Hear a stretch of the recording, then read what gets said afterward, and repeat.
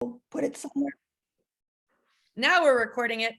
Thank you. I don't know where we're going to put it yet. People keep it. Where's it going to be? I don't know. We'll figure it out, but we'll put it somewhere and we'll tell you all where it is. Yeah, it'll be somewhere. It'll be in our document. There'll be a link to it in the documents under. I just have to figure out which tab it's under, so I can email you all afterwards. Perfect. So today we have with us, I asked for volunteers from a number of counties that Lisa and I knew were doing some cool things with transportation. And so I am very, very appreciative for the 6 counties who volunteered to participate today and give you a glimmer of what it is they're doing in their communities. And so with that, we have Wood County, Sandusky County, Lucas County, Mahoning, Summit, and Licking. So 6 counties with completely different sort of perspectives, different approaches to solving similar problems. So we are going to kick it off with Stacy Reif from Wood County. And everybody has slides. We will obviously share the slides with all of you afterward when we let you know where the recording is going to be. So the slides will be made available. And, to kind of just finish out the introduction here, if there's interest in doing more of this, certainly OACB is willing to facilitate these discussions and do whatever it is folks would like to do. So just let us know afterward, kind of give us some feedback informally about what your thoughts are and what else you'd like to know more about. And we'll take it from there. So Stacy Reif, you are on, and thank you so much from Wood County. Hi there. So now that the only face I see is mine, that's I was great. gonna say, I'm sorry, Stacy. Thank I you pinned you for that. You can hide your view if you go over your little 3 things, but you'll be fine. Stare at yourself. You're beautiful. It's great. Yes, great. So good afternoon. I'm Stacy Reif. I'm an SSA manager from the Wood County Board of DD, and I'm here to talk to you about our transportation program. We currently partner with ViaQuest to provide an amazing program. So Lisa, go ahead, Lisa, push the button. Okay. So as we're all here to know, and we all know that transportation is an issue around the state. So we really got a lot of feedback for several years from individuals served, families, guardians, even other providers saying, we just can't get people where we need to be. Individuals want to be out in the community. They want to be independent. They want to go the places they want to go when they want to get there. And we really had no viable option for that. So Wood County does not have a countywide public transportation system.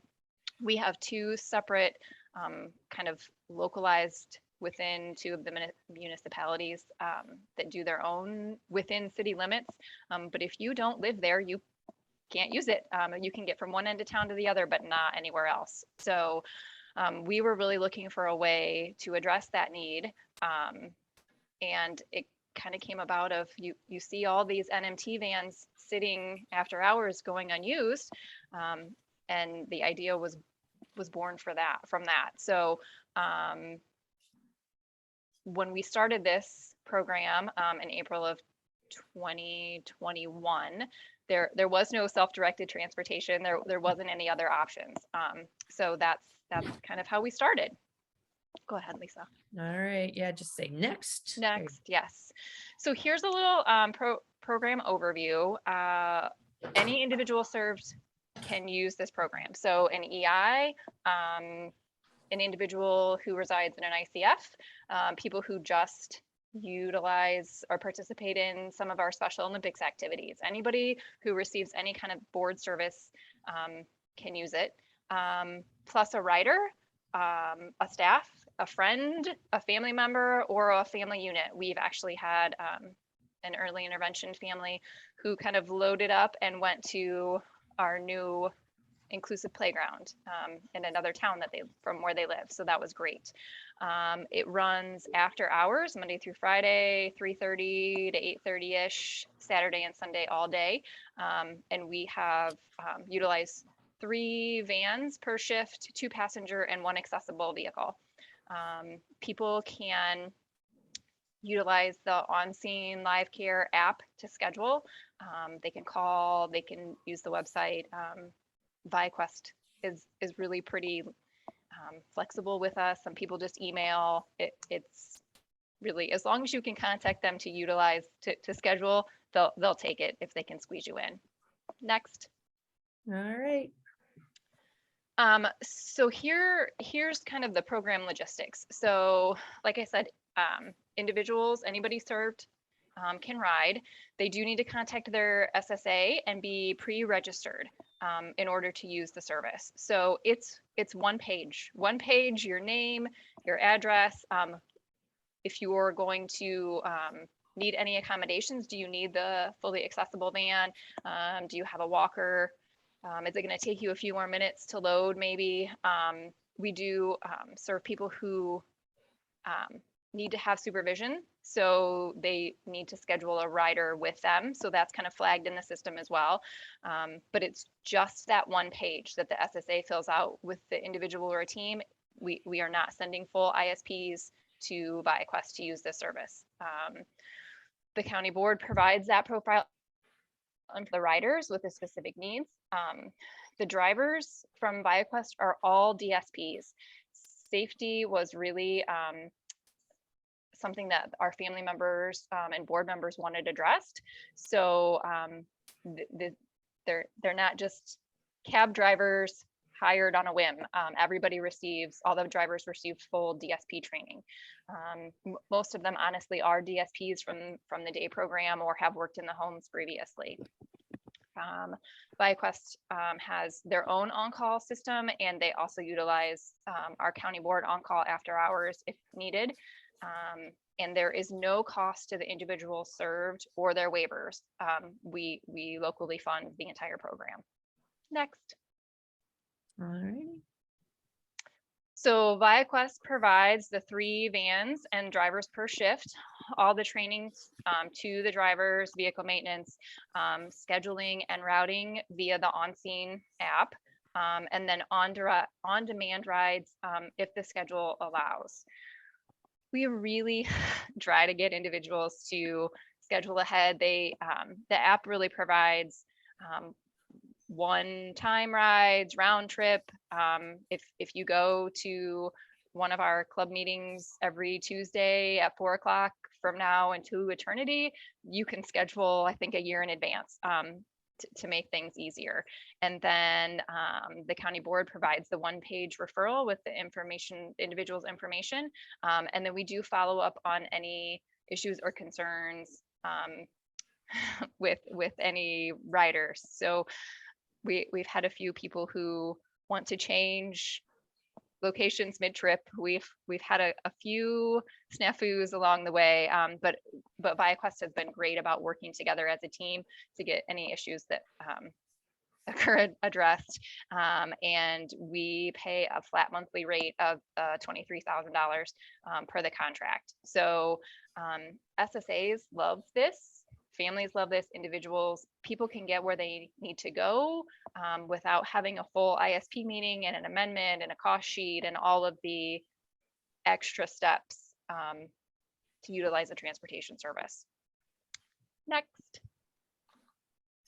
So the successes that we've had since April of 2021 through August, I think these are August numbers. We have served 111 individuals, 134 accessible rides, 79,000 miles. That's seems like a lot of miles driven. We average about 188 completed routes a month, 5,000 miles, 9 accessible rides, 38 individuals. So there are people who ride almost every day. But we have our core group of people who use this service very, very frequently, and then the ones who usually have their own transportation or mom brings them or have HPC available but needed to make a different accommodation that day, so they use the program less frequently but still do use it. Individuals go where they want to go. I think I took this out, but they really about 50% of the places that individuals go are board related. So our Special Olympics practices or our club meetings, but that means 50% is not. It's just visiting family, going to the store, going out, you know, wherever you go, people can go. So that's fun too. Next. Oh, Oh, look, that's not me. Great. that's Thank it. you. You're done, Stacey, right? Thanks. Hold on, I better unpin you so everybody doesn't have to watch ya. All right. Or there they we can go. watch Stacy instead of me. That's okay too. Yeah, I was gonna say, so Sarah, you're next. Sarah Zimmerman, superintendent from Sandusky County. I love this. Woober. It's so Woober. fun. Yeah. What a name. All right, now get yourself adjusted, Sarah, because Oh, I know. highlighted you, so it might look a little different. Let's get you comfortable. I know. I'm like tucking myself like off to the corner here so I don't see myself. All right, I'm good. Hi, Perfect. everybody. It's good to see you. This will be maybe a repeat for a few of you because I have shared this out before, but hopefully for those of you that haven't heard it, you find something in here that will be helpful. So I am Sarah Zimmerman. I'm the superintendent here at Sandusky County. And we've had what we call our Woober contract now for several years. So Lisa, if you want to go on to the next slide, I'll get started. Yeah, you have fancy slides. I might need to, Ooh, you might have to prompt me more often. They come out one at a time. I love the questions in the chat box, by the way. Before Sarah starts, feel free to ask questions about either, you know, the Wood County one, but maybe just address it if you're asking a specific. So Stacy will answer them, or if we have time, we'll cover those at the end. So thanks. yeah, and I don't know all the fancy things. Someone else put this together for me, so I'm not sure. If you want Just- everything to show, I Sure. can just go through. Yeah, that'll be perfect. Okay, Perfect. good for me. So back on the heels of privatization, we were part of OACB's provider partnership pilot group. And so we had a group of core providers that we were meeting with on a routine basis. And we really were trying to brainstorm and identify one thing that we truly wanted to tackle together as our first area of priority. And to my surprise at that time, they collectively all decided that they truly wanted to work on transportation. We were experiencing a lot of individuals that were being very successful in getting employment. They were very pleased with that. And then we were constantly hitting roadblocks with transportation. Either our county transport would get them to the town that they worked in, but because the town was on the border of another county, they couldn't drive them across the county line and get them to their job. Or we had either providers or the county transit that wasn't running on the weekend, or they wouldn't run in the afternoon so they could get them to one shift, but not the other shift. So we were having a lot of individuals at that time that were either having to turn down employment that they were finding, or after they were successfully working in that job, had to give notice because we simply couldn't figure out how to get people to work because of transportation. So we were all collectively really frustrated at the time. And so we really decided that we were going to dig into this and do something about it as our priority. So at the time we worked with OACB and DODD to put out an RFP for a transportation contract. This contract, it was and still is 100% locally funded. That contract was to be a provider of last resort. So if we could find a transportation provider who was willing and able to meet that need, that was our first priority, whether it was within the DD provider network or if it was within our local county transit services and what they would be able to do, or just natural support. So we always turn to this provider contract as a provider of last resort. And this was not designed to be an on-demand type service. It truly was meant to be scheduled around work schedules, coordinated in advance. If somebody's schedule and shift changed, we would accommodate that, but it really wasn't supposed to be an on-call, on-demand type service. And the other piece of that was that when we put into this RFP and this contract, it was so intended that the provider would not be able to come back to us and say, yes, sorry, we're not able to do that, or we don't have staff for that shift, or we can't get to, we can drop them off, but we can't pick them up. So that was all part of the context and the conversations we were having through that RFP and that contract development. All right, Lisa. All right. Sorry, I didn't want to, Oh, no. I wasn't sure if there was another thing on there or not. So here we go. So we were successful in finding a provider. Winwreath, who is one of our main local providers here, was in agreement of picking up that contract and working with us on that. Hence how they came up with the term Uber. We always kept saying Uber at the time was kind of new, and we certainly did not have Uber options in Sandusky County.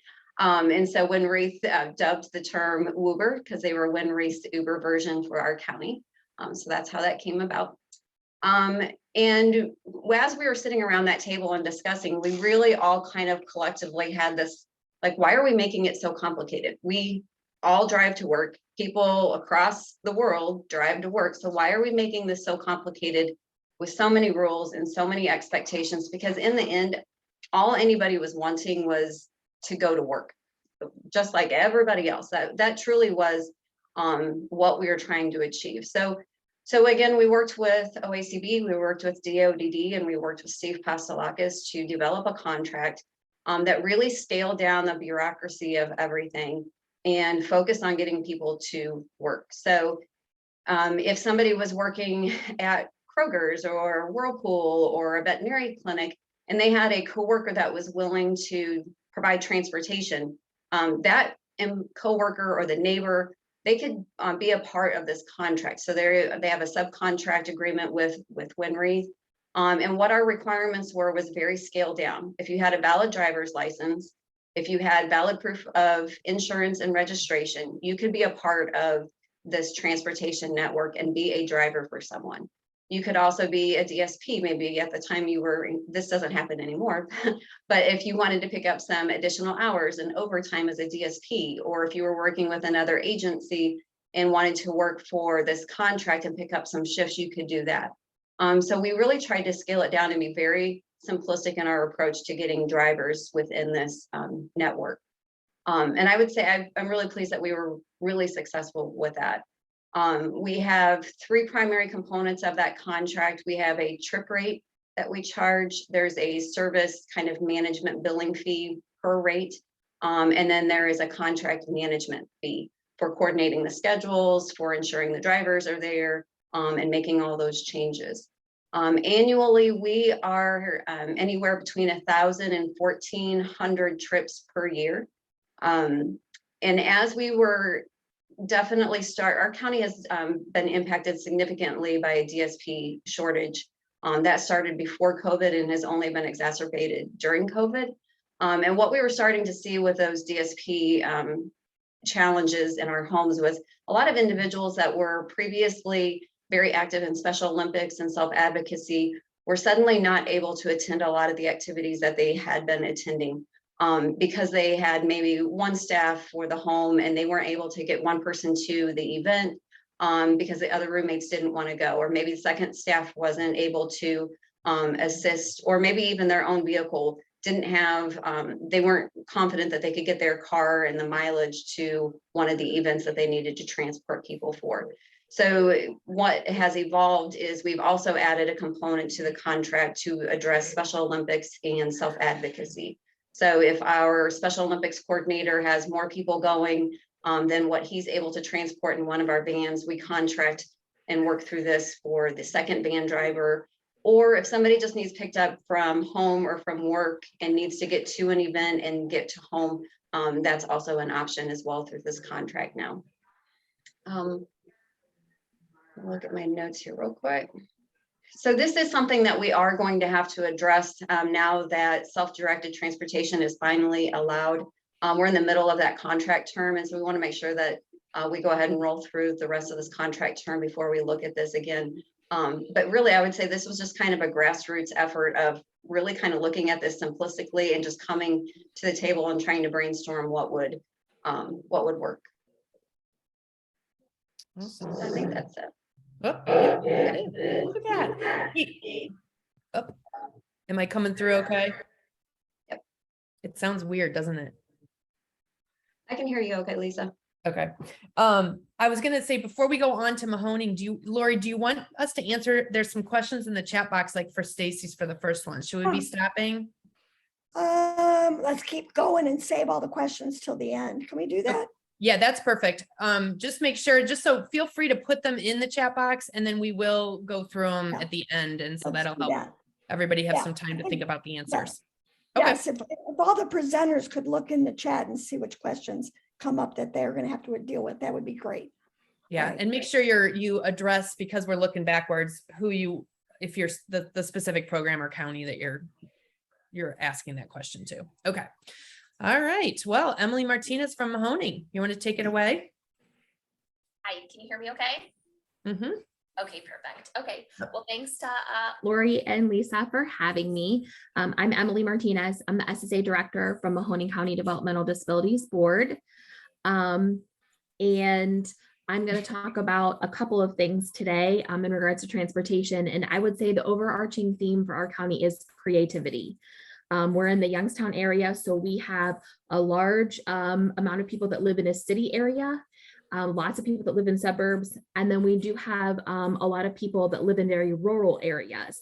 So because of that, we need to be creative, because people living in different areas have different types of resources available to them, sometimes just based on their geography. So we try to always be as creative as possible. And so when SDT, or self-directed transportation, came to be, we have really fostered that. And that, although it's very recent, it has had a significant positive impact on us. And lots of people have been asking, how did you get so many people started on self-directed transportation so quickly? And so I will talk a little bit about that and how we were able to get so many people started in self-directed transportation. So first, we trained and educated our families. We have a family information series that provides training and education to families quarterly. It's virtual, and then we also offer in-person sessions. It's very popular. We give good notification of it. We take ideas from family members on topics that they want to learn about. And then we have speakers come and provide training and education to our families. So when we let everyone know we were going to be meeting about transportation and talking about self-directed transportation, we did have a lot of people come and attend, and the majority of them were folks that were kind of at their wits' end with not having transportation, whether it be to work or out in the community or to other community type events that were important to them. So this really led to us being able to educate our families as well as our community. We also have a regular provider meeting where we give training, education, resources to our providers. And I think for lots of providers, transportation is very difficult for a variety of reasons. And you have some providers that do lots of transportation, and then you have some that maybe don't do any. And telling your providers about self-directed transportation is important, because we don't want them to be afraid of it or worried about it. And we certainly don't want our providers to almost become a barrier to our families wanting to use this, right? We want our providers to know, hey, this is another resource to help our individuals. And it can also help you as a provider. If you're not able to do transportation, maybe someone this individual knows, a family member, a friend, a neighbor, or a coworker could provide their transportation, which is a win-win for everyone. We developed a process. I can't say enough, when new things come to be, which they come a lot, you have to develop a process. And so we did that, and we worked with GT Independence, had good communication with them and with our SSAs, as well as our providers, and developed a process. How is this going to come to be when someone wants self-directed transportation? What are the steps that need to happen so everybody knows and understands? Because GT was brand new and just starting, we were very honest with families that it was going to take time and they needed to be patient. And I can't say enough for that. If you're starting something new, tell people it's new, please be patient with us. If you tell people up front, they'll give you that chance to take your time and get things right. And I think that's really important. Now we're implementing the self-directed transportation, and we're really cooking. We have, a lot of people using it and a lot of people in the process, and it's helped lots of people all over our county get transportation to where they need to go. In our process, we have funding unit staff that track the budget, and that was really helpful so that we made sure people's transportation was within their budget and it didn't, impede other services, or they didn't run out of miles, things like that. So that's really important. And we also have a budget form that SSAs use at their team meeting that includes self-directed transportation. And that's an Excel spreadsheet that we created. And that's been really helpful to our families, our teams, including our SSAs, to see all of their services and kind of help figure out that budget, especially when people are on the level 1 waiver. Next slide. All righty. So along that creative thinking with self-directed transportation, we also provide a lot of training to our SSA staff just on being creative. I think oftentimes people always think, oh, the SSA will be able to figure this out, right? It seems like they're kind of the end all be all. But I think we need to realize that every SSA has a different personality, they have different strengths, and they have different weaknesses. And not every SSA's strength is creativity. Sometimes that's just difficult for them. So I think providing education and training and resources on how to be creative, as well as having other people that they can go to if they're kind of stuck. And I think that's really important, especially with transportation, because sometimes you literally get stuck. This person just got a job, I can't get them to where they need to go. And sometimes an SSA is stuck there. So we have to be creative within the resources that we already have, you know, and maybe it's that self-directed transportation, but it might be something else, and we have to be creative. So along those lines, we work with employers in the community. We've been able to change people's shifts. We have quite a few people that were able to get jobs in the community, and there were issues with transportation. And they, you know, made friends at work, and we were able to work with them to get a ride to work with one of their coworkers.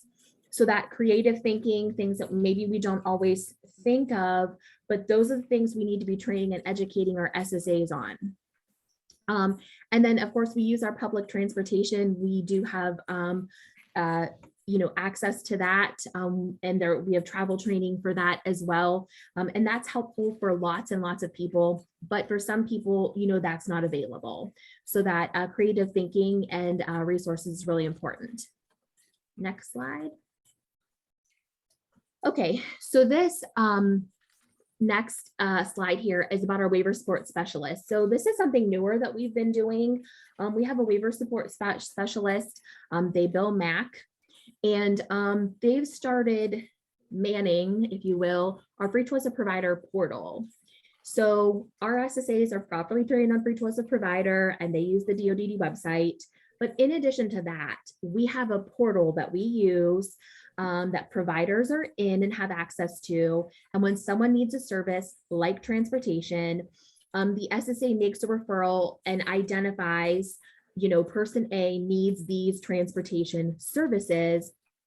And then providers are able to respond, hey, I'm interested, I can do this. And then the free choice of provider process continues from there. I can't speak highly enough about this portal because it's extremely helpful. And it helps our SSAs kind of cut down the process a little bit when working with providers. And this waiver support specialist that handles this portal is seeing all of the referrals literally every single day, and she tracks them and has a spreadsheet. This has helped us for her, the waiver support person, to be able to see, hey, you know, over the past 3 months, I've seen 4 folks needing transportation to a similar location. Now, providers, they're not going to know that. They're doing 1,000,001 things, right? And if I have 45 SSAs, they're probably not going to put that together either, because all those folks may not be on their caseload. Having that one person or group of people kind of man that is able to develop themes like, hey, provider XYZ, I see you said you could transport this person. What about these other 3 folks? I don't know if you missed them, but they live in the same area. Could you transport them as well? Now you have a route, and maybe you can hire a staff and have enough money to pay for them with these folks. It's really kind of route planning for the providers. And it has been extremely successful because I don't know that providers really have the time to kind of put all of those pieces together. And I certainly know the SSAs don't either. So with using just a little bit of creativity with the resources we already have, we're kind of connecting those dots and helping providers kind of pull people together that are going to similar areas and then able to provide transportation. And that has been really successful for us. And it's helping the individuals get out in the community, but it's also helping our providers that probably wouldn't be able to put that together, that, hey, here's these 4 folks that are going to the same location. I can transport all 4, and that's going to help me, versus kind of they're out there on their own, maybe not able to connect those dots. And so that has been really, really helpful to us. And again, that's something, you know, we already have within our own agency. It's not anything new. It didn't cost us anything additional. It was just that creative way of thinking to try to pull our resources together, to try to develop something to help with our transportation issues. And that is all I have. Awesome. Thanks, Emily. Yeah, it's interesting that Emily brought up that ability to see from the big picture. Sorry, I have my camera off. You know, Lori mentioned that we met with On Scene yesterday, which is a provider that originally started in helping out with transportation and getting kind of multiple providers to sign up, and then they would help them kind of develop routes amongst many providers and public transportation. And it's literally what you're talking about, Emily. Like, if you could just have On Scene and get all your providers and all your people to sign up in there, it would figure out the best way to do that.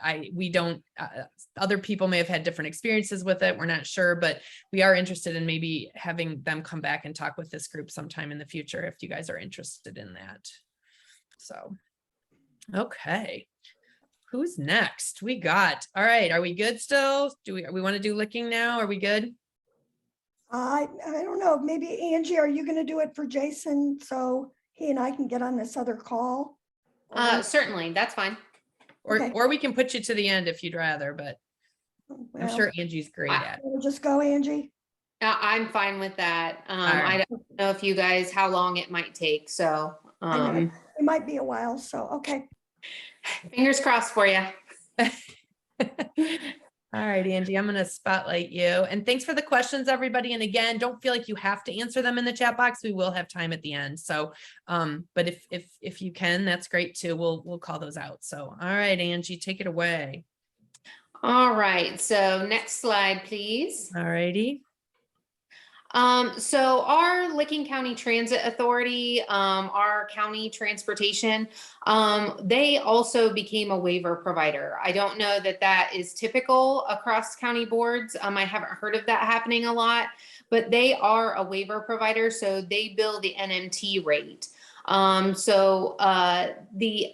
The other thing is that they also, we developed an innovative contract with them. They were going through just a lot of, staffing changes, and this was before the pandemic.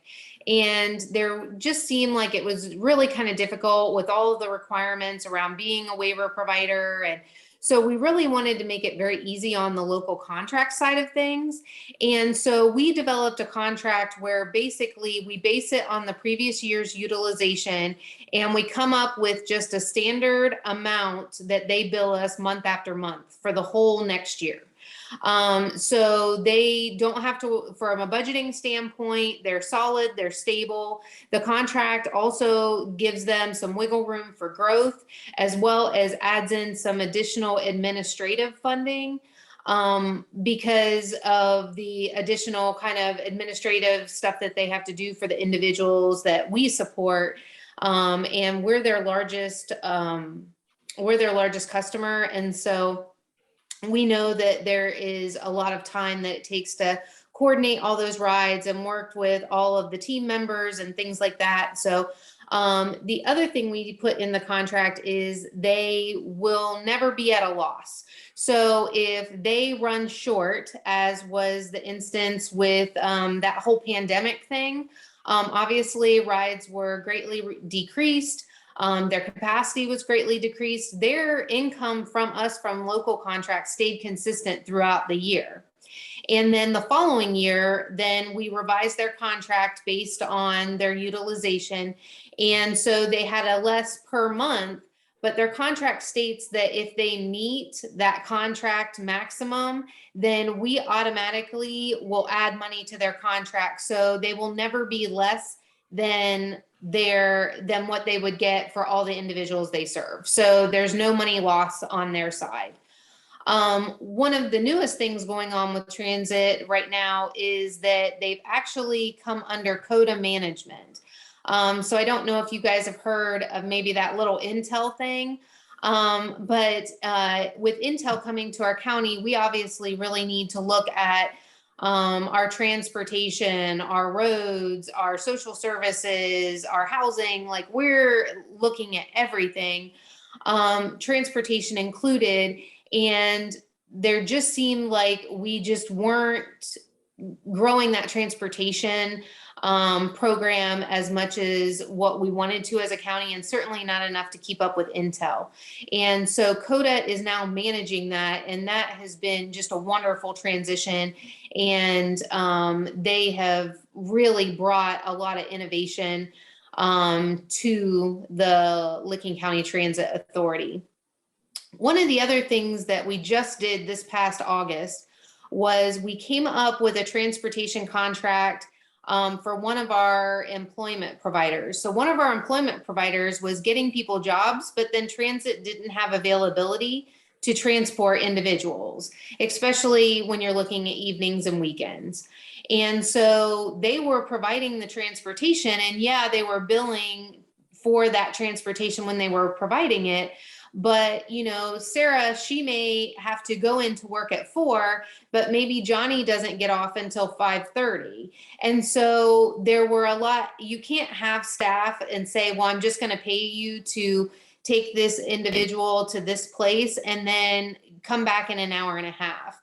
You're not going to keep staff that way. And that's not a cost-effective way of not only maintaining your staff, but also for the provider to make it worth their while.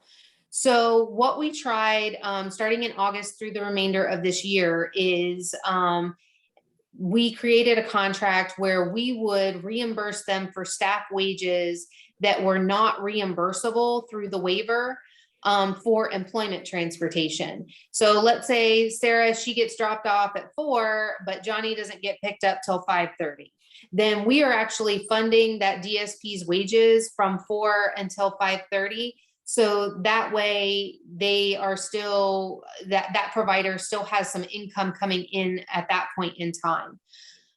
One of the wonderful things about doing a contract like this is part of that contract is getting the data. How much are we actually, how much time is in between appointments?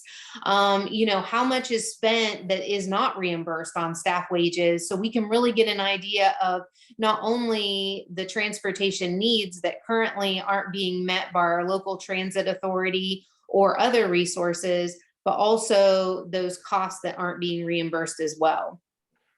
And one of the most exciting things that we just love in our county is driving services. You know, we hope that Licking County Transit is able to expand their transportation options, and that as a county as a whole, we see growth in various transportation modes, such as, you know, taxi services or cab services or Uber or Lyft. Like, we would love to see growth, but right now it's not here. And so we really want to encourage individuals to be as independent as possible. And so if they're able to drive, we think that there is a possibility and the team is supportive, then we pursue driving services. Now, this is not certainly something that is covered underneath the waiver.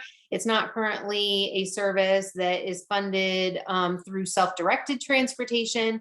And so we actually use local funding to pay for driving related services. So that may be driving assessments, that may be permit practice, you know, kind of studying up for the permit. And then we even have a employment service provider that does driving services that will actually get in vehicles and practice on the road instruction with them. And so we have seen tremendous amount of success, and it's really growing exponentially. Next slide. So here's kind of a look at the driving services in our county. So in 2017, you can see we had like 11 people that were driving or working towards driving. In 2021, we had 54. So really from a cost standpoint, yeah, we're paying 100% local funds. But if you look at the cost of non-medical transportation, if the assessment is $400 a person, and then you're looking at the on the road instruction is averaging, because some people are going to need more help and some need less, we're averaging around $5,000 a person, then we're in a pretty good position, from a cost standpoint.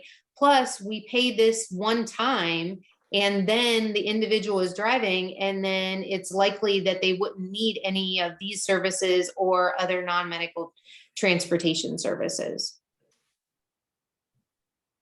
So I think we're on to the next county. All right, great. And thanks so much, Angie. Way to go. All right. Let me take off your spotlight and we will move to, I think we're going to Lucas. All right. Lori Baylog. I am here. Another person from my past. It makes me happy to see you all. Let's see, I'm turning your spotlight on, so get yourself situated. I know, I'm like, oh my gosh, I'm so big. All right, hello everyone. My name is Lori Baylog. I am the Community Inclusions and Employment Manager here at the Board of DD. And I'm just gonna kind of go over our travel training program that we have. We have dedicated staff that just focuses on looking at assessments, seeing what's the best mode of transportation, and then offering other services. So Lisa, go to the next slide. So we do a travel skills assessment. And what that really means is that we receive a referral from the team. Usually it's from the SAS, and we request the ISP and the IEP, depending if the person's in school, to review. We look at that, we see, what are their supervision levels, what are mobility concerns, health concerns, and any other situational risks that we might have to look at if their mode of transportation is going to be our public transportation provider. Then we discuss with this team any concerns that we might have, what are they looking for, and then once we get through our skills assessment, we are able to do the application for our public transportation, which is a fast track. Normally you have to go through your doctor's office to fill out the medical stuff, but if we do the application, they waive that because they know that we have all the documentation of their medical information, that it just goes fast track straight to our public transit riders. So that's kind of makes it a little bit easier for everybody. We train also, once somebody gets assessed, either the big bus system or our door-to-door service, public transportation, we then go ahead and we look at this training. So what does the person need? Do they need to, here's your ticket that you get onto the bus. Where do you put your ticket? Where do you sit on the bus? Basically, where do you put your bike? If you're taking your bike to the bus stop, where do you put your bike onto the bus? Waiting for the tarps and TARTA buses, where are they going to be put at? Where is the bus stop located at? How to call for scheduling a ride? Traveling with the person to their destination so they know where to go, how to get off, where to pick up the bus again. And then just any follow-up observations that are needed. If the team comes back and says, hey, this is not working, or their job's times changed, can you guys go out there and make sure they're getting on the bus correctly and getting home correctly? We will do that as well. We do recertifications. So with TARPs, they're certified for either 1, 3, or 5 years. So we have a certification list that we go ahead and we send out, make sure that people are getting recertified correctly. And then we do IDs for the bus passes. So we make sure that people are getting their IDs on the bus passes, and that our public transportation department also has that as well.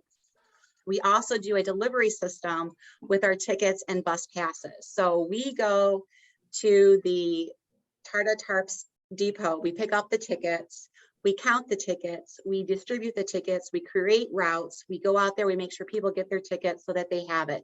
And we usually start this process about 4 weeks, basically a month before the next month, to make sure people get their tickets in a proper time. Next slide, please. So other services that we also offer, we just don't focus on the public transportation, but we also do temporary driver permit. We do study sessions. So we go to the person's home. We do one-on-one training with them. We make sure that they know how to go through the driving requirements. We go online into the DMV and we kind of do those practice sessions with them, make sure they get their certificate. Once they get their permit, they are kind of on their own. We also can talk to the team about going through University of Toledo Medical College, and they do a driving simulator there, which you need an OT script to do so. So a doctor could go ahead and give a script for them to go do that to see how they are going to do on that simulation. We do pedestrian safety. So we go out with the person, we walk with them, we kind of follow them around, see how they walk across the street. They look both, ways correctly. Are they using a crosswalk? Observe how they walk. Do they have a gait? Do we need to worry about them tripping or any hazards, that from their home to wherever they're going? And are they extremely friendly to strangers? Are they giving out information? Are they leaving with strangers? Like kind of what's going on there. Bike safety, we do a lot of bike safety things as well. The proper use of a bike helmet. Do you have lights on your bike? The bike paths, and basically just how to use a bike properly. Pedestrian safety along with that bike safety, as well as the bike laws. What's your hand signals? If you're crossing the street, where should you go? What side of the road you're supposed to be on? Things of that nature. And the last thing we do is stranger awareness, and I love stranger awareness because it's so much fun to go do this. Of course, we ask the team in advance. They know the time, the place, and when we're going to do this, but we might do it during a travel assessment where somebody from the team comes up to the person. We might say, hey, stay here, wait for your bus. And the trainer will walk away. Another person will come up from the board and say, how are you doing? Start a friendly conversation. We see how they act. If they're going to come with us, or they're going to give us information. And sometimes we go to the home. We knock on the door. We see if they let us into the house, or they come out of the house and come with us. At that point, we can go back to the team and say, we need a lot more training here. What do we need to do? Is it, proper for us to have a Ring doorbell and technology that we can put into the home as well? Next slide, please. All righty. So we couldn't do this without our partnership. So obviously we have our public transportation, which is the Toledo Area Regional Transit Authority, TARTA and TARPS. Riders on our TARPS gain that independence and our access to the community. Our buses have lifts and ramps and attentive staff. They make things going easy. They go from door to door service on TARPS. They all have to be registered on TARPS to use TARPS. It's not just you can go ahead and get onto TARPS. You have to be registered to do it. They get a ticket to get onto TARPS. We look at, if things change, if the person gets more independent, they don't need that, they can go back to the actual busing system, or maybe that things have significantly changed and they need more restrictive settings, which we look at that as well. For TARTA, which is the main busing system, those are for very independent. They can walk at least a mile to the bus stop.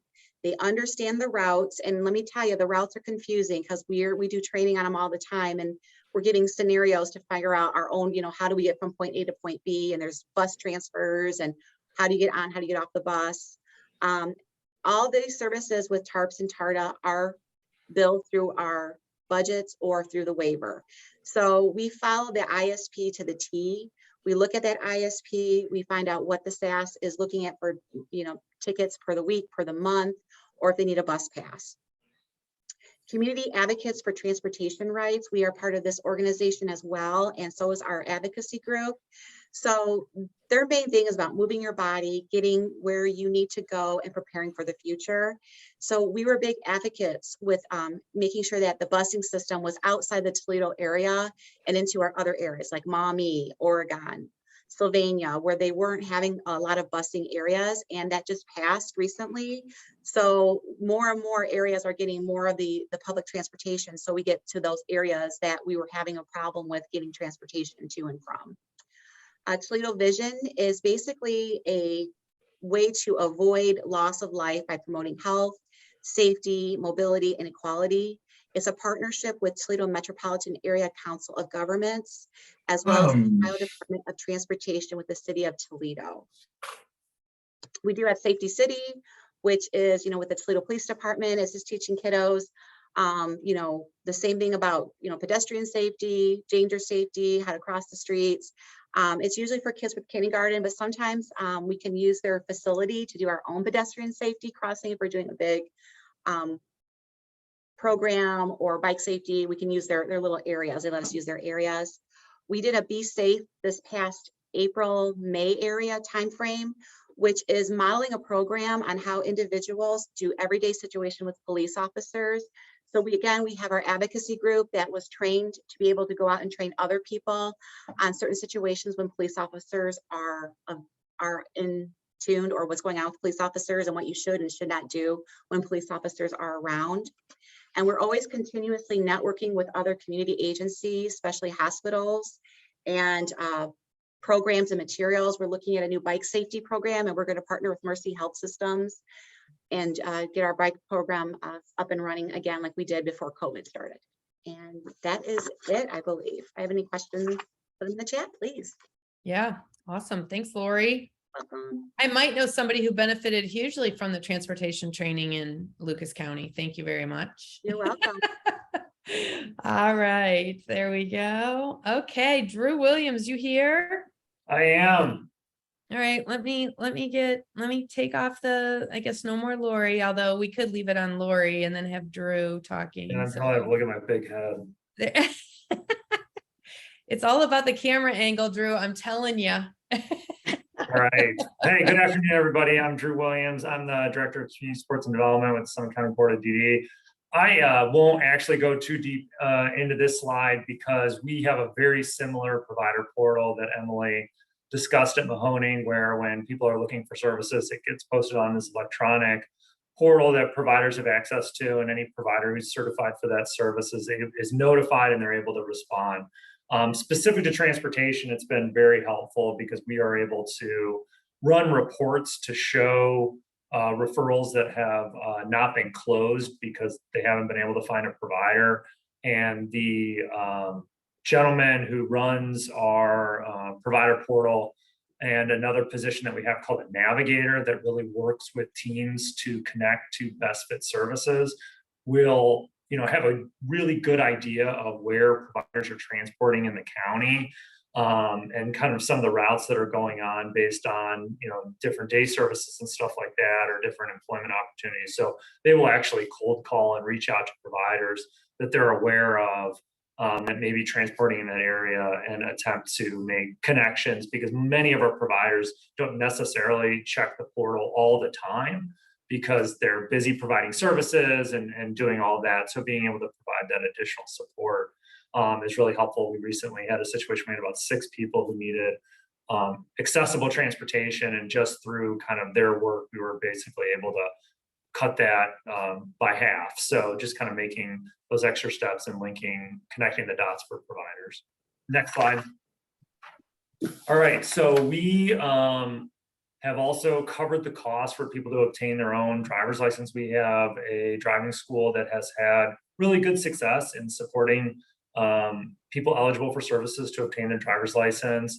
And I think from a cost perspective, it's been anywhere between $3,000 and $5,000. But what then has occurred is people almost never using NMT again. So even though we're locally funding that expense, it makes so much sense from a long-term fiscal standpoint to just pay for it. And then they have the independence of being able to go wherever they want, including getting back and forth to work. So we've got about a dozen people that we've done that for, something that we're thinking about on a regular basis. And when somebody has a car, the means to be able to get a car, and the team and the individual is interested in obtaining the driver's license, we'll do that and support that cost. We are ready to go with self-directed transportation when it comes to Uber. We have about 20 to 25 people that are able to use the service, and we'll be able to use it to get back and forth to work. We have Uber and Lyft drivers in Summit County, obviously. So it's an area where we're going to be able to hit the ground running with the self-directed transportation and utilize the ability to purchase Uber and Lyft gift cards. And then they're going to, not have to piece together transportation anymore, but we'll just be able to use this to get back and forth to work. And then also the benefit of being able to access community events and stuff like that with the Uber gift cards. Also, we have a provider who is really interested in being able to support like training around Uber and Lyft. So if somebody wants to explore it, but they may need some additional support or training, or they want questions on how to use the app or anything like that, we have a provider that's actually contacted me and interested in doing like a training curriculum for supporting people that want to be able to try Uber and Lyft using the self-directed transportation. Next slide. All right, and then lastly, something that we're actually working to implement, hopefully by the end of the year, is kind of what we've kind of called the Metro Peer Support position. So this is in partnership with our public transportation authority, which is called Metro, and we are going to create a position that will be an individual that receives services to kind of be this support person for individuals that want to explore utilizing public transportation. We have a large public transportation service in Summit County, but one of the barriers that people have faced is just not understanding the public transportation system, not necessarily understanding what services are available. There's been a lot of barriers to accessing Metro passes just because of the way it's currently funded through the waiver. But now with self-directed transportation, there's a real opportunity to increase the number of people using public transportation to get around the community and get back and forth to work. So this will actually be a paid position.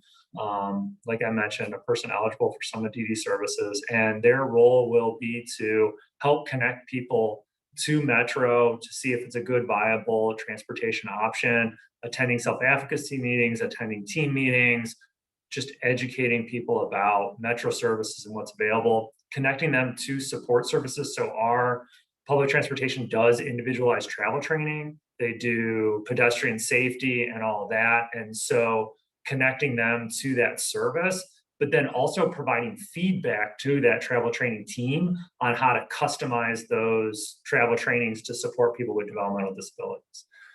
So also being an advocate within kind of changing Metro services to better support the needs of all people in the community.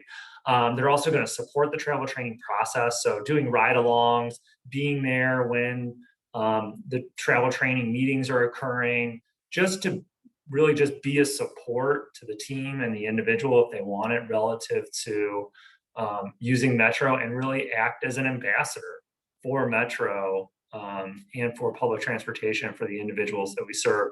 And I think just having somebody with a disability who is able to speak to the lived experience of having a disability and then how they utilize Metro in their own life to then talk to somebody who's interested in using it is going to be super helpful. So we are going to find somebody who uses Metro on a regular basis, is very familiar with our public transportation system, and then is going to be able to communicate that out to person served, and then also work with Metro on kind of, I think, some changes to their services that would better support the people we support. So really excited about that, and kind of working through the contract process and then finding somebody to be able to fill that role. So something we're really excited about getting off the ground kind of beginning of the year. Awesome. That is it for Summit DD. Look at that. Way to go. All right, everybody. I'm going to stop sharing so I can see faces for a hot minute. Lori's still here, or she's back, one or the other. I don't know. I'm back briefly. Yeah, good. Super good though, right? Lots of questions in the chat. Yes, definitely. Let me unpin. I won't spotlight Drew anymore. As much as you're a very handsome man, Drew, we'll share the wealth with everybody. So all right. Well, I don't know. We want to just kind of go through some of these questions. Lori, is there anything? It sounds like you might have to jump off. So are we good? I kind of get some of these questions answered. Yeah, just go ahead. Just start moving through them.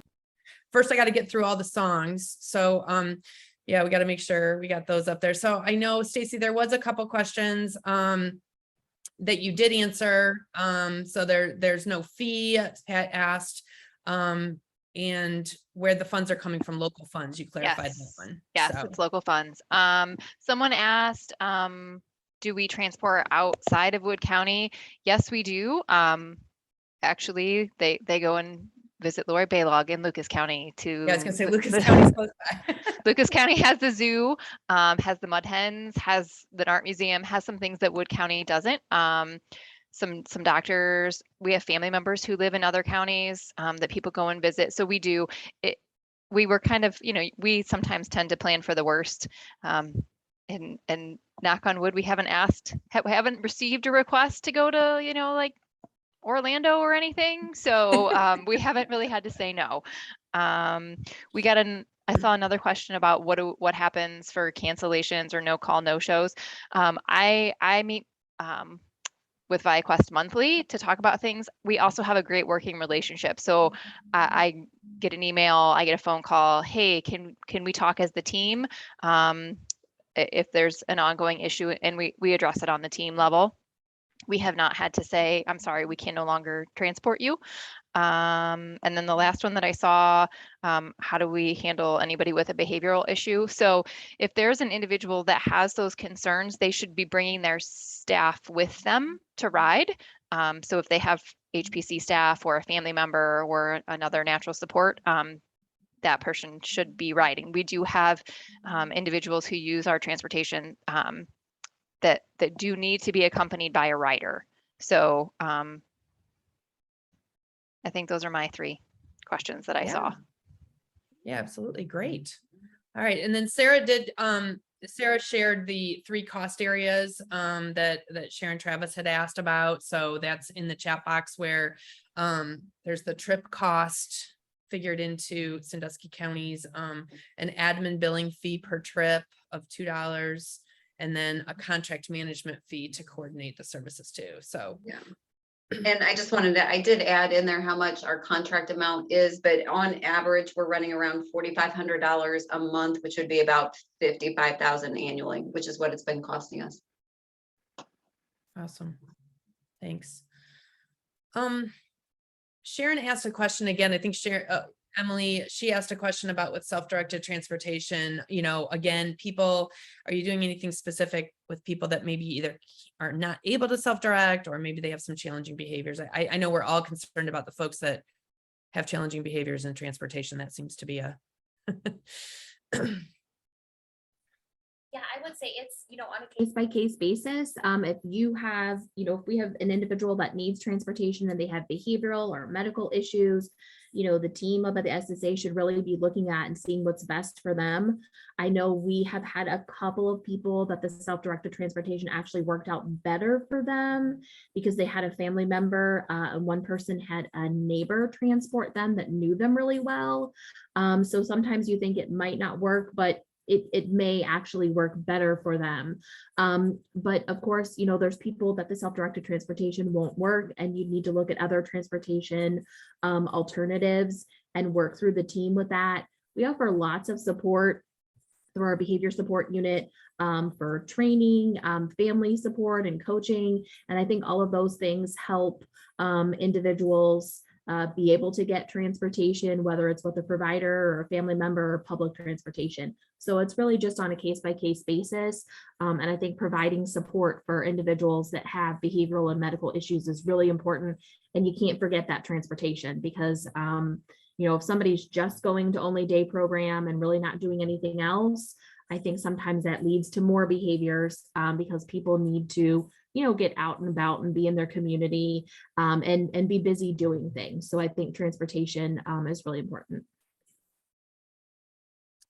Yeah, and I think you kind of touched on it, Emily, as far as just, how you're addressing any issues with complex behavioral or medical needs. I mean, I think one thing we got to all remember is that self-directed transportation is one of the tools, but I mean, I don't want, just because we have it doesn't mean we have to stop figuring out what else to do. All these ideas, it's going to take a lot of different ideas to get that addressed. And same with the, sometimes a family member or with a wheelchair accessible van might be able to provide that, or they might be able to provide it to somebody else in the community too, through self-directed transportation. So there's all, until you actually have that conversation, you really don't know if it'll be helpful. Okay, so we got Sarah's question. Let's see. I think Todd, we got your questions answered. A lot of people, how much county board local funding per year? I think a lot of you guys shared that. Some of you might not have, but you can certainly follow up specifically with any of these guys to ask those questions if they didn't. There you go. There you go. Licking said the local transit contract's 140,000. I'm getting down there. We wanted to share, Janet wanted to share out that Cuyahoga DD is also doing referrals for temp driving training, and it's exploded 51% off all referrals this year, 114 year to date. And I think that she also mentioned that there's, let's see. Yep, Sandusky County shared $75,000 annually. I'm just going through, sorry. There's Angie sharing. Janet said that Cuyahoga DD does Zoom group temp driver's license training as well. That's huge. I think I have to just throw out, I know the counties that don't do a lot with driver's license, it is nerve wracking. Like, I am a parent. Most of you know that. It's crazy to think about your daughter or your adult son, with disabilities driving. Nobody ever told us 20 years ago, 25 years ago that our kids would maybe be able to drive. They told us the opposite. So it's really concerning for a parent. It's really concerning for a county board that's obviously footing some of the bill or encouraging it. But I want to tell you that when it comes to driving, the good news is that none of us ever, even the driving schools, ever decide if somebody gets their driver's license. Ultimately, that's up to the sheriff's department and the police. And so you may help them and give them the opportunity for it.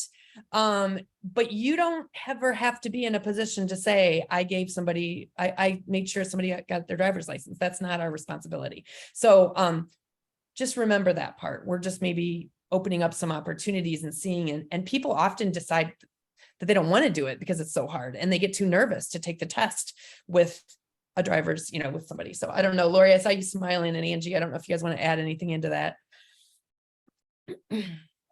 No, I don't think it's a right fit for everyone. And I think sometimes you need to go through the process of getting an assessment and kind of practicing for that permit test to really, for some people that they want to try it and maybe it doesn't work out. I mean, I didn't pass my driver's test the first go round.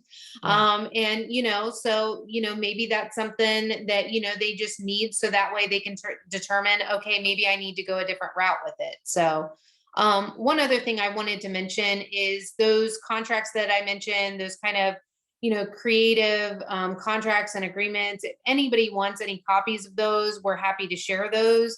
And, if you want to steal anything out of them, if you find them useful, then we're certainly willing to share that. So. Thanks, Angie.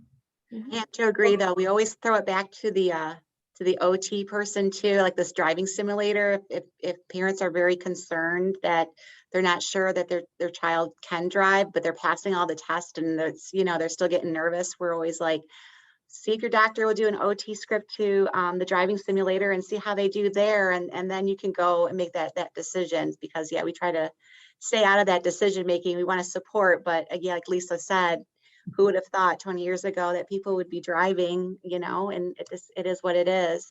We also, some people have asked for the our assessment. So I sent that out already. If anyone else needs it, let me know.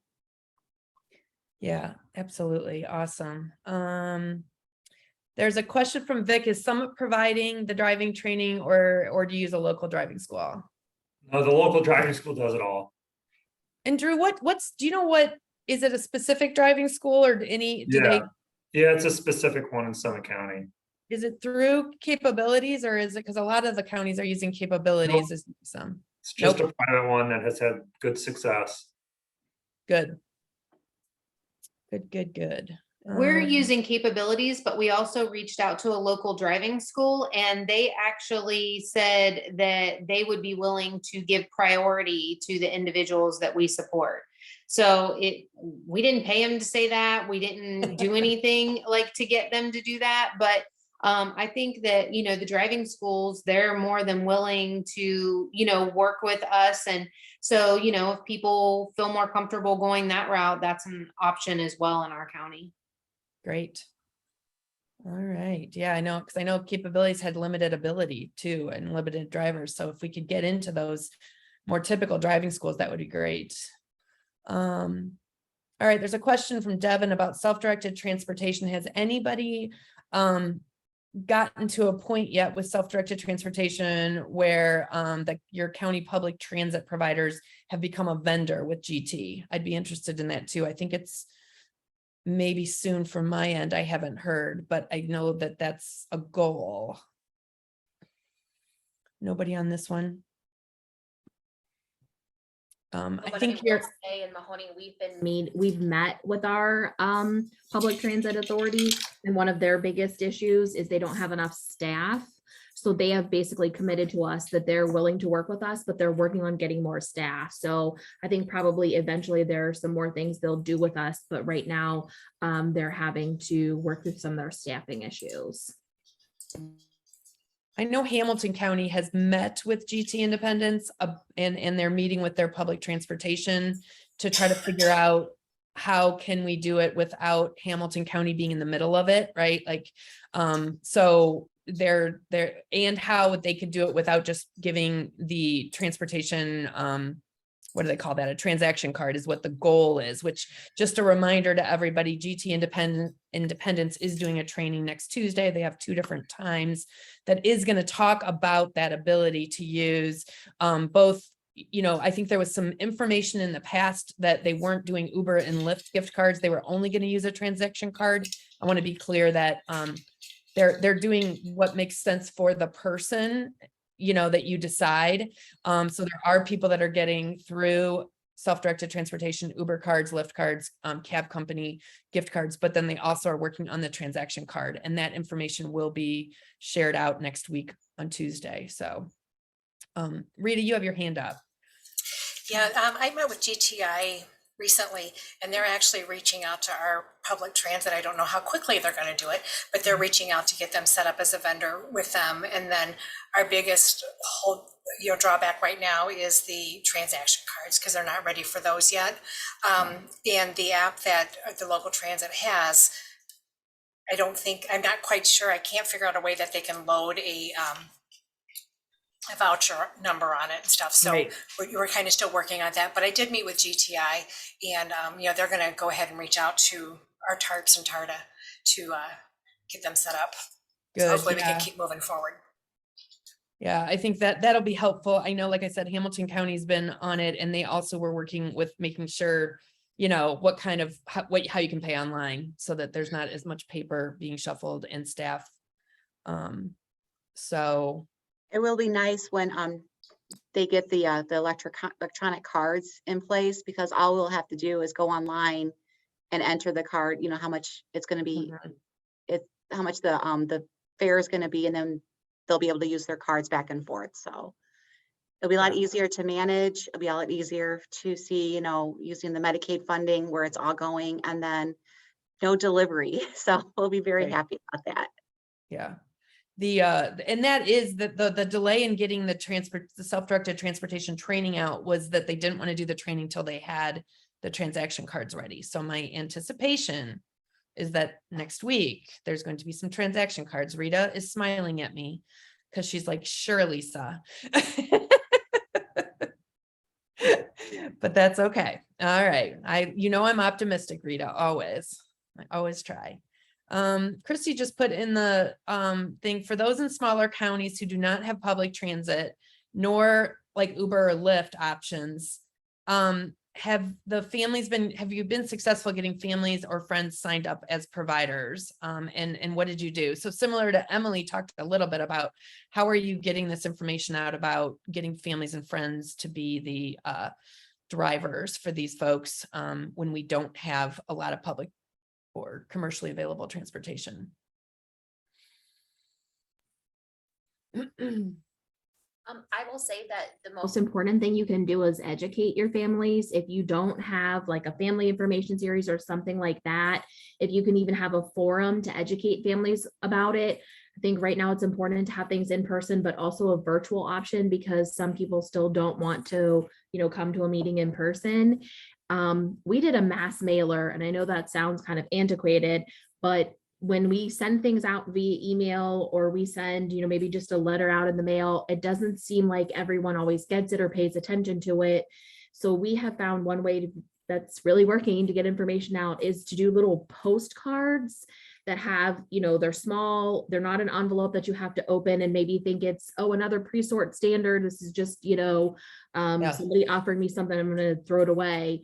Like a postcard that tells about the service and tells when there's a forum that's going to be. That was really a very good way that we were able to get that information out to everyone that we serve. And once we did that, we did have a lot of people come to a couple of different forums available for people to go over self-directed transportation, what the process is. And then, you know, we made sure our SSAs were really, really well trained and available to answer questions and support families when they brought up, hey, I heard about this self-directed transportation, can I do it? Making sure that SSAs are well trained to say, yes, we can do it. Here's how we're going to do it. So I think those are really, really important. And then, you know, we put it on our website, you know, we do a lot of social media and we put it out there too. So I think having a, you know, a variety of ways to communicate out the information is really important. We're kind of one of those mid-sized counties. I would say when we got started, it was a lot of just developing relationships and having those conversations, whether it was the individual feeling comfortable with one of their coworkers, that was just a really good natural support at work, or having that OOD job coach that was kind of already in there and making relationships and trying to help make that connection. That job coach kind of making those connections and saying, hey, would you be interested? You know, we've noticed you've developed a really good relationship with your new coworker. Would this be something that you'd be interested in helping support? So whether that was from the team's approach or the job coach approach, just having some nice kind of relationship type building conversations.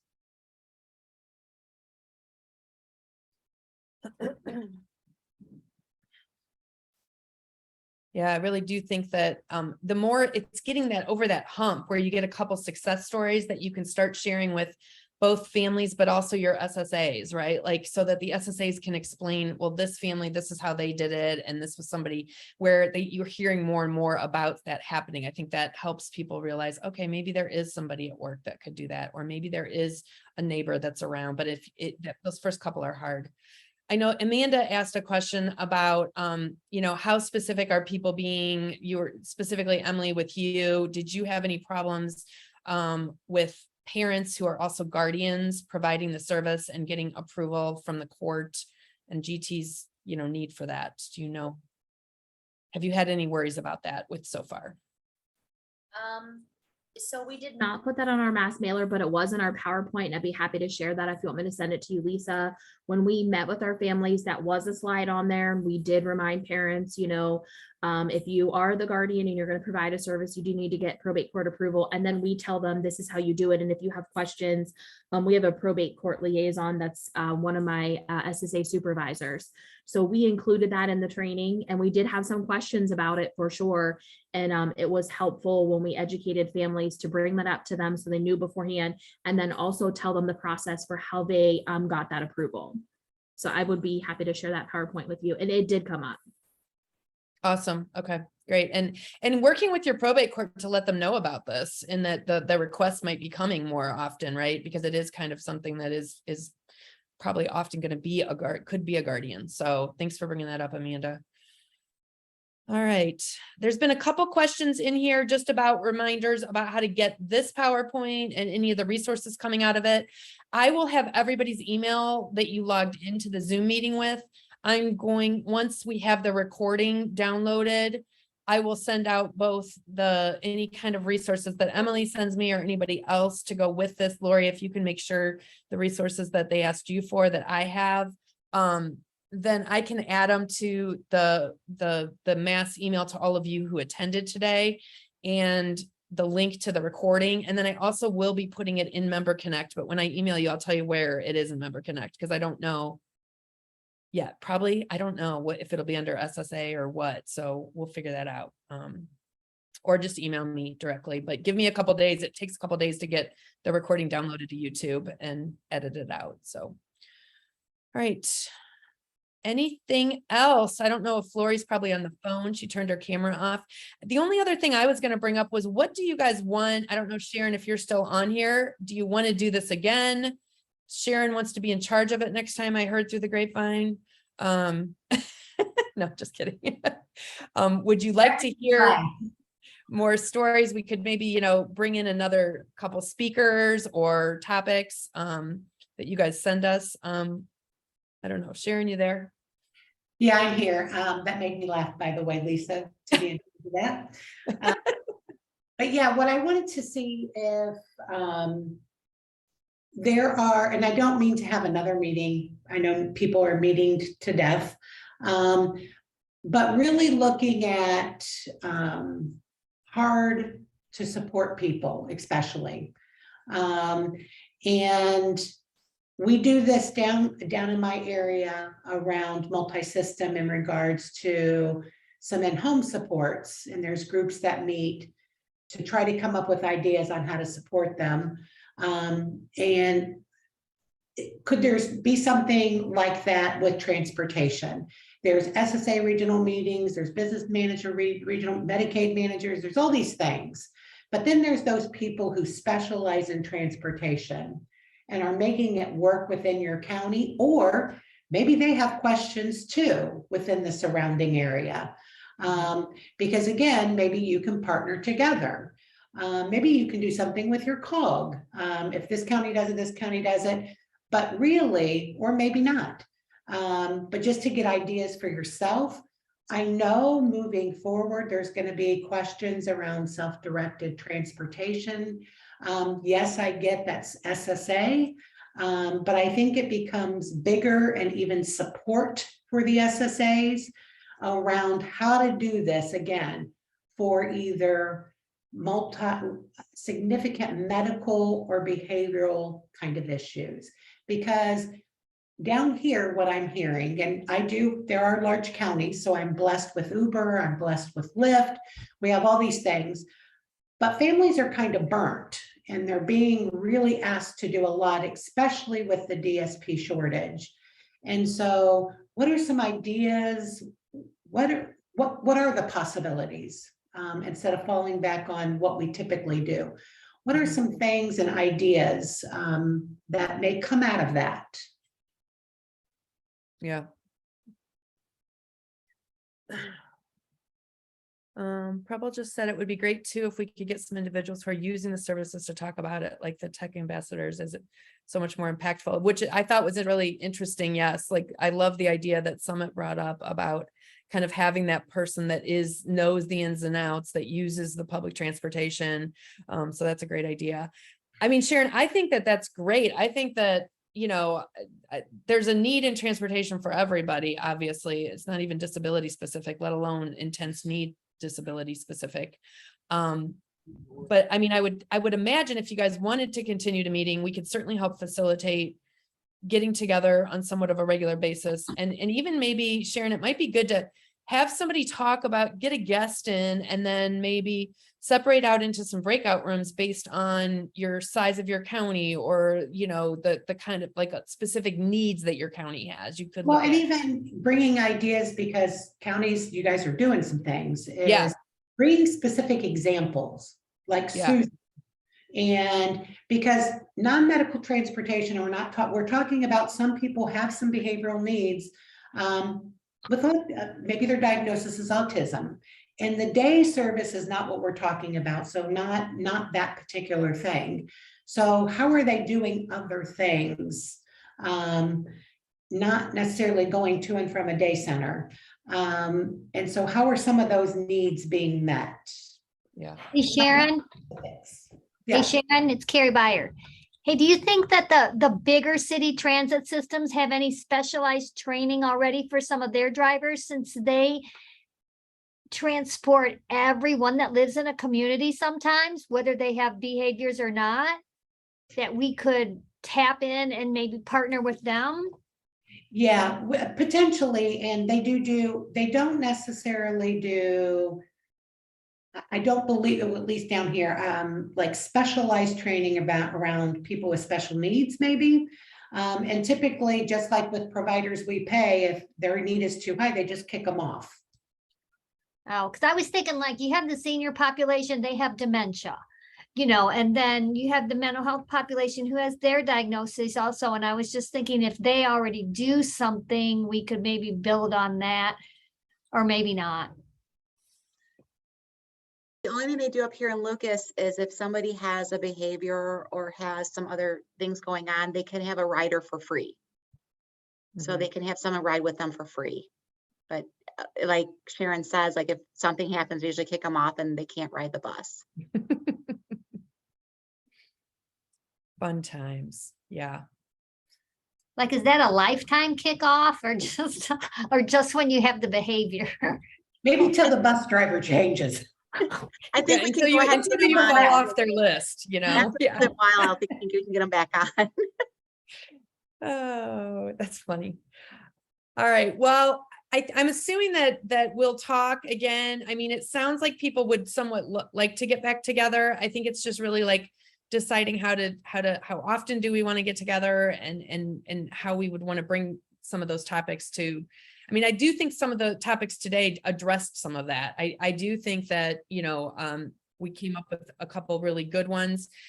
Obviously, we don't want to just do meetings to have meetings, right? And with, I know OACB, we don't have a ton of time to put, but if you guys are willing to bring in stories and do that, I'm happy to coordinate it, send some stuff out and do something in the next couple of months. So Sharon, why don't you and I and Lori have another chat and see where we might go from this, or if anybody else wants to be helpful in this is super exciting to you. You want to join us and help us figure out how to do that. Would love to have a few of you on it so that we would just need maybe, a couple each time, every time we meet, something to kind of kick it off with and a way to organize that meeting. And really you guys sharing those ideas and brainstorming is probably the best thing we can do right now. So. And Lisa, I will even go so far and say that if there's people that want to meet with Lori and you and I, and there's some interest in supporting SSAs or having transportation folks at the counties, just coming up with some ideas. If there's a group, I wouldn't mind coordinating with that group and taking that on. Awesome. All right. Well, listen, I'm going to go ahead and stop our recording. I will pause that, stop